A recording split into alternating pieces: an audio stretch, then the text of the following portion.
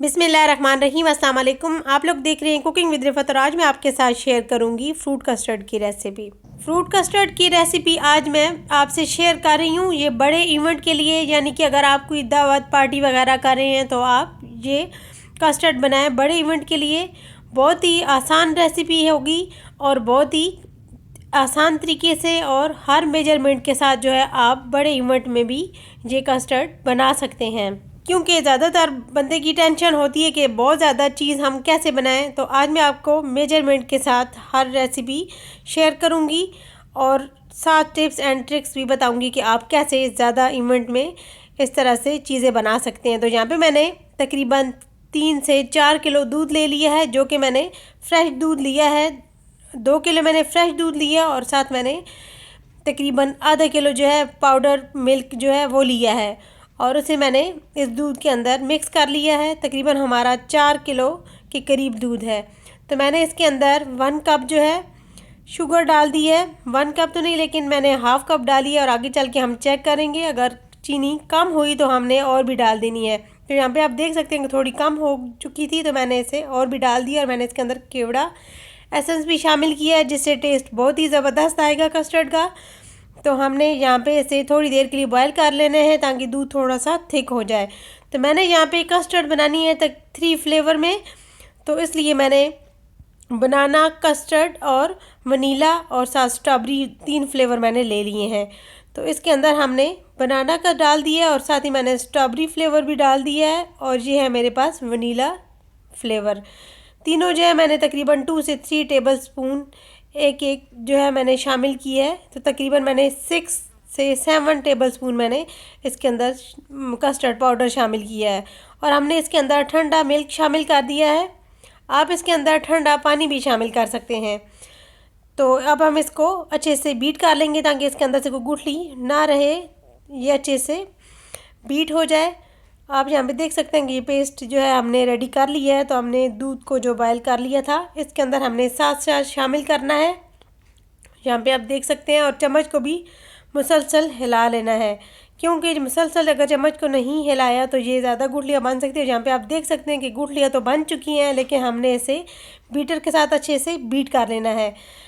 जैसे हम hand beater के साथ से बीट करेंगे तो ये बहुत ही ज़बरदस्त जो है थिकनेस में आ जाएगा। यहाँ पे आप देख सकते हैं कि मैंने यहाँ पे इसको बीटर के साथ अच्छे से बीट कर लिया है और बहुत ही ज़बरदस्त हमारी कस्टर्ड रेडी हो चुकी है। अब मैं इसको तकरीबन 3 से 4 मिनट के लिए पकाऊंगी और इसे पकाते हुए हमने इसे थिक कर लेना है। तो यहाँ पे आप देख सकते हैं कि बहुत ही ज़बरदस्त कस्टर्ड हमारी रेडी हो रही है, लेकिन आपने इसे कम टाइम के लिए नहीं पकाना, तकरीबन 3 से 4 मिनट तो ज़रूरी पकाना है ताकि इसके अंदर से कच्चा जो टेस्ट है वो ख़त्म हो जाए और कस्टर्ड जो हमारी अच्छे से पक जाए। और आप देख सकते हैं कि इसकी थिकनेस इस तरीके से चम्मच के ऊपर इस तरीके से जब ये कोट हो जाए तो आप जो है समझें कि आपकी कस्टर्ड तैयार है। कस्टर्ड हमारी रेडी हो चुकी है। तो अब मैं इसे फ्लेम को करूँगी बंद और ठंडा करने के लिए रख दूँगी। तकरीबन 1 घंटे के लिए हमने इसे रखना है ताकि ये अच्छे से ठंडी हो जाए। तो जब ये ठंडी होगी तो हमने उसके बाद जो है इसके अंदर फ्रूट और केक वगैरह शामिल करना है। तो इसे तकरीबन 1 घंटे के लिए तो ज़रूर ही रखना है, क्योंकि ये अच्छे से ठंडी होनी चाहिए। तो यहाँ पे मैंने ग्रेप्स मैंने जो है रेड वाले लिए, क्योंकि ग्रीन वाले जो है वो अच्छे तो लगते हैं लेकिन वो खट्टे होते हैं, इसलिए हमने वो नहीं शामिल किए ग्रीन वाले। एप्पल, केक और साथ मैंने बनानास ले लिए और इनको मैंने छोटे पीसेस में कट कर लिया है।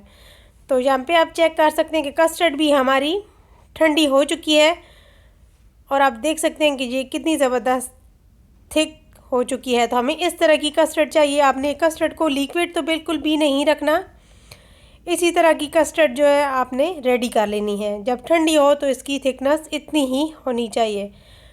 तो अब हम जो है अगला प्रोसेस स्टार्ट करते हैं। मैंने यहाँ पे ले लिया है एक बर्तन जिसके अंदर हमने कस्टर्ड को रेडी करना है।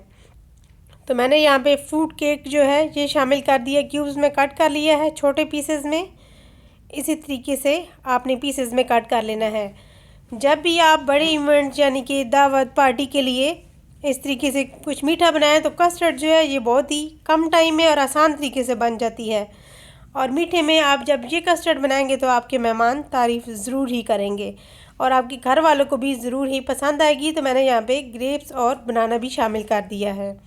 साथ ही साथ जो है हमने इसके अंदर शामिल कर देना है एप्पल, जो कि हमने एप्पल की को भी क्यूब्स में कट कर लिया था। इसी तरीके से आपने छोटे पीसेस में कट करना है, क्योंकि बहुत बड़े पीसेस जो वो अच्छे भी नहीं लगते और ये जो है खाने के टाइम भी आसानी होती है और ये मज़े के लगते हैं, छोटे छोटे चंक्स जो होते हैं। तो इसी तरीके से हमने सारी कस्टर्ड को इसके ऊपर फैला लेना है। यहाँ पे आप देख सकते हैं कि कस्टर्ड हमारी बहुत ही ज़बरदस्त थिकनेस की तरफ आ चुकी है। तो इसी तरह की हमें कस्टर्ड चाहिए। तो दोबारा से हमने इसके ऊपर थोड़े से डेकोरेशन के लिए अप्लाई कर देना है एप्पल, बनाना और साथ मैंने इसके अंदर जो है थोड़ा सा फ्रूट केक को क्रम्स में बना लिया था। तो अब हमने दोबारा दूसरा बर्तन भी रेडी कर लेना है। इसी तरीके से हमने फ्रूट केक, ग्रेप्स और एप्पल वगैरह हमने शामिल कर देने हैं और साथ ही साथ हमने इसके अंदर बनाना भी शामिल कर देना है। ये थोड़ा बड़ा बर्तन है तो इसकी मैंने यहाँ पे डबल तह में से तैयार करूँगी, तो इसलिए मैंने यहाँ पे इसके ऊपर कस्टर्ड शामिल कर दिया है। यहाँ पे आप देख सकते हैं इसी तरीके से कस्टर्ड जो है इसके ऊपर सारा डाल के फैला देना है। तो अब हमने इसे सेट कर लेना है। सेट करने के बाद हमने दोबारा से इसके ऊपर फ्रूट केक इसी तरीके से लगा देने हैं। फ्रूट केक लगाने के बाद हमने इसी तरीके से सारे फ्रूट को अप्लाई कर लेना है, ग्रेप्स, साथ ही साथ हमने एप्पल और साथ हमने इसके अंदर बनाना भी शामिल कर देना है। जब आप बड़े बर्तन में इस तरीके से बनाएंगे तो आपको जो है आसानी भी होगी और इस तरीके से अच्छे से ये मिक्स हो जाएगी। और आपने ये ज़हन में रखना है कि जो है इसको आपने तकरीबन पूरी रात के लिए इसे फ्रिज में ज़रूर रखना है। अगर गर्मी हो तो आप जो है गर्मी में भी पूरी रात के लिए रखें, अगर सर्दी हो तो तकरीबन 4 से 5 घंटे तो ज़रूर ही रखें, क्योंकि ये जितनी ज़्यादा ठंडी होगी उतनी ही टेस्टफुल बनेगी। और ये कस्टर्ड तो उतनी टेस्टफुल है कि मैंने इसे 3 फ्लेवर के साथ रेडी किया है। और जब आप कस्टर्ड बनाएं और इसके अंदर आप मिल्क पाउडर तो ज़रूर ही शामिल करें, क्योंकि मिल्क पाउडर से कस्टर्ड जो है बहुत ही ज़बरदस्त बनती है। और जब आप बड़े इवेंट के लिए बनाएं तो ज़रूर ही डालें, क्योंकि इससे दूध जो है थोड़ा थिकनेस की तरफ आ जाता है जब हम बॉईल करते हैं। ऐसे जो है रेगुलर दूध जो है वो इतना थिक नहीं होता, तो इसलिए आपने जो है कस्टर्ड के अंदर मिल्क पाउडर तो ज़रूर ही शामिल करना है। तो फाइनली हमारा दूसरा भी बर्तन रेडी हो चुका है। बहुत ही आसान तरीके से और बहुत ही कम टाइम में आप जो है कस्टर्ड तैयार कर सकते हैं बड़े दावत पार्टी के लिए।